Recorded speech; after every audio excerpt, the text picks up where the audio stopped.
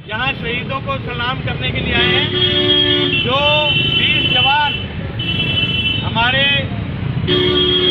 चीन और भारत की सीमा पर शहीद हुए, देश की सीमा की सुरक्षा करते हुए जिन्होंने अपना बलिदान दे दिया, उन वीरों को सलाम करने के लिए हम हमारी प्रदेश अध्यक्षा कुमारी शैलजा जी के निर्देश अनुसार और अखिल भारतीय कांग्रेस कमेटी की अध्यक्षा सोनिया गांधी जी के दिशा निर्देश के अनुसार पूरे देश में आज शहीदों को सलाम किया जा रहा है।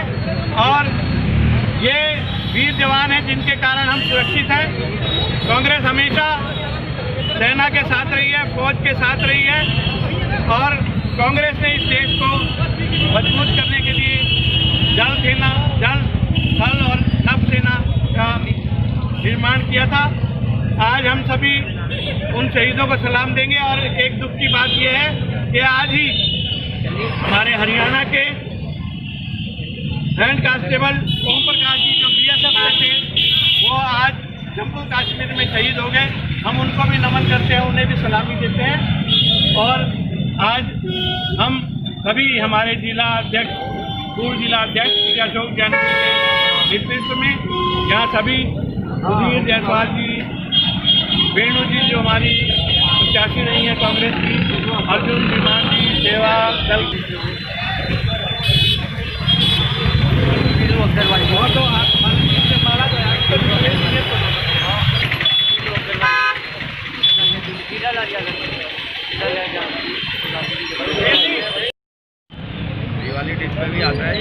भारतीय सेना अमर रहे, अमर रहे, अमर रहे, अमर रहे।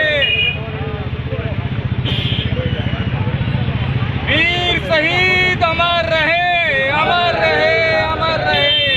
भारत माता की, भारत माता की,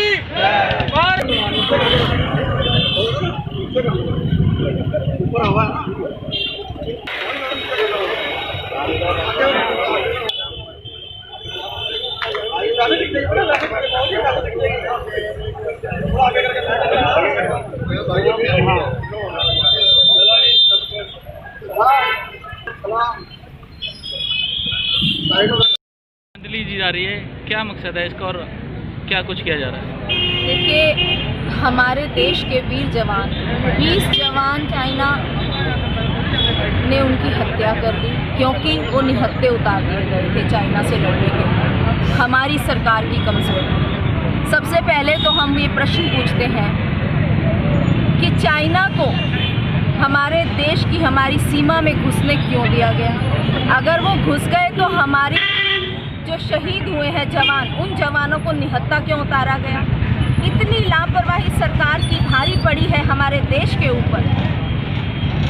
हम चाहे विपक्ष में हैं, लेकिन हम केवल देशभक्ति की भावना रखते हैं। सरकार चाहे कोई भी हो, देश से ऊपर कुछ भी नहीं है। और हम यह कतई बर्दाश्त नहीं करेंगे कि इन मामलों में लापरवाही बरती जाए। अभी जैसे कि हीरालाल जी ने बताया कि उन्हीं की हमारी सरकार की कमजोरी की वजह से एक नेपाल जैसा छोटा देश आज हमारे देश को आंखें दिखा रहा है। क्या इतिहास में कभी ऐसा हुआ है? कहीं ना कहीं कमी हमारी सरकार में है। तो सरकार से सवाल भी है और सरकार के प्रति हम कड़ी शब्दों में सरकार की निंदा भी करते हैं कि देश के साथ खिलवाड़ ना करें।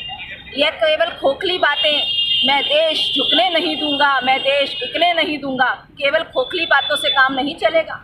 आज आप देख रहे हैं कैसे हमारे देश के ऊपर प्रहार हुआ, कैसे चाइना ने आंखें दिखाई।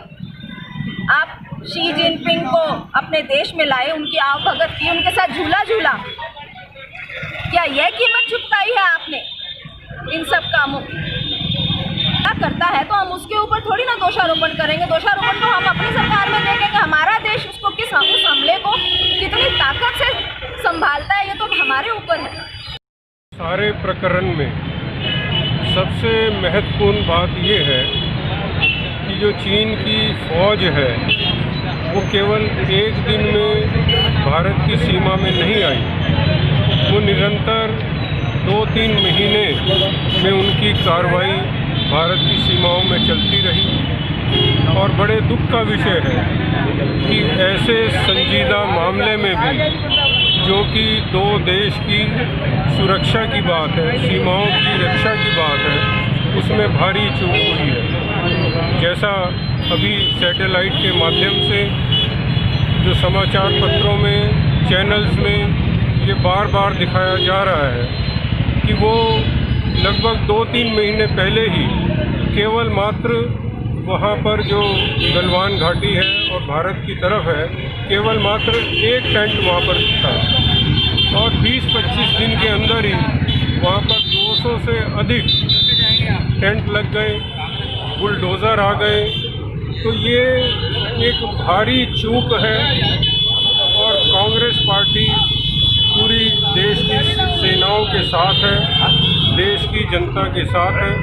हम इस घड़ी में ये पुनः आश्वासन देते हैं कि कांग्रेस पार्टी देश की सीमाओं की सुरक्षा के लिए पूरी तरह से संजीदा है और जो 20 जवान वीर गति को प्राप्त हुए हैं उनके प्रति, उनके परिवारों के प्रति हम हार्दिक संवेदनाएं प्रकट करते हैं।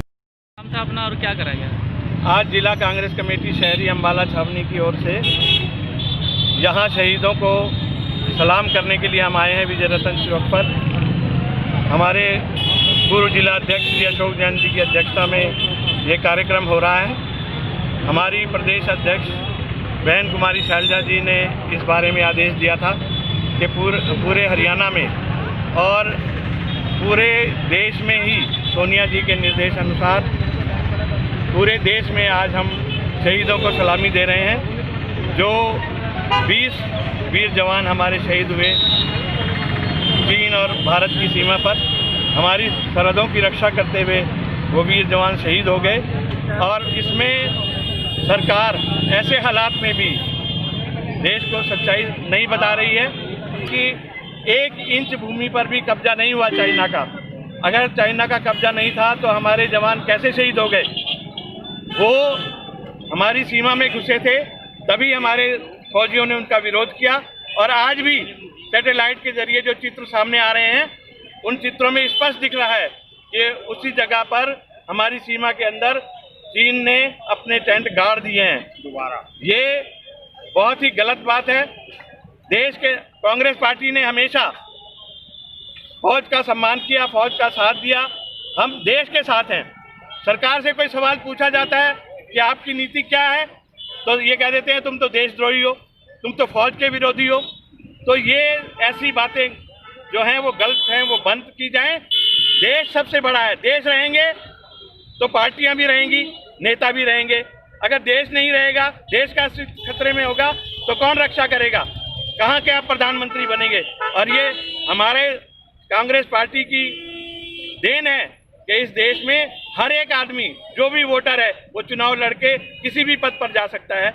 ये कांग्रेस की देन है। और ये जल सेना, थल सेना, वायु सेना, ये कांग्रेस के समय का दिया हुआ है सारा सिस्टम। उसी पर देश चल रहा है। और उन नीतियों का उल्लंघन जब इन्होंने किया तो नेपाल जैसा देश भी हमें आके दिखाने लग गया। इसलिए सरकार को चाहिए, प्रधानमंत्री जी को चाहिए कि वो सच्चाई बताएं देश को। जो सच है उसके साथ कांग्रेस खड़ी है।